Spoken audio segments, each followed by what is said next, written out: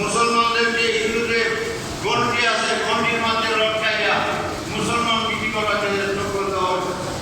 মুসলমান বিভিন্নভাবে নির্যাতিত হইতেছে। মসজিদ থেকে বাইরে বার করে মুসলমানদেরকে বিদায় আনা হতেছে।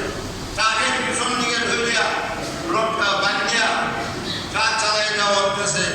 আর এই মুসলমান নির্যাতন হইতেছে। এইভাবে মহিলাদেরকে ঘর থেকে বাহির করিয়া পিটানো হইতেছে। এই সমস্ত অন্যায়ের কাছ থেকে ইন্ডিয়াকে, হিন্দুস্তানকে, সরকারকে আমরা প্রতিবাদ করতেছি। আপনারা অতি সুন্দর মানুষ হিসাবে আপনারা তাদেরকে গণ্য করেন এবং এই নির্যাতন অতি সুন্দর বন্ধ করেন। যদি বন্ধ না করেন তাহলে মজলুমের দোয়া কোনোদিন দেখা যায় না।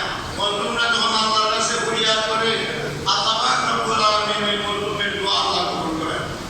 এই হিসাবে আজকে এই কর্মসূচি যারা আসবেন, যারা বিভিন্ন শ্রমিক ফেডারেশন, বিভিন্ন শ্রমিকের সংগঠন যারা আছেন, সকলে আমরা ভিন্ন মত হইতে পারে, তবে আমরা নিজের ন্যায্য দাবি আদায়ের জন্য আমরা সবাই একমত।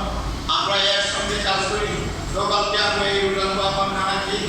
আর সাথে সাথে আমরা যদি এই দেশে ইসলামী হুকুমত হইত, তাহলে এই শ্রমিকের জন্য এই আন্দোলন সংগ্রাম করার প্রয়োজন ছিল না। হযরত রাসূল করিম সাল্লাল্লাহু আলাইহি ওয়াসাল্লামের জমানায় যত শ্রমিক ছিল, সমস্ত শ্রমিকরা কি করত? তাদের ন্যায্য পাওনা খেলাফতের পক্ষ থেকে পরিশোধ করা হইত। এমনকি তার যত দাবি দেওয়া আছে সম্পূর্ণ দাবি দেওয়া অর্পণ করা হইত। এই হিসাবে আমরা দাবি জানাইতেছি আপনাদের কাছে, এই জমিনে যদি আল্লাহর জমিনে যদি আমরা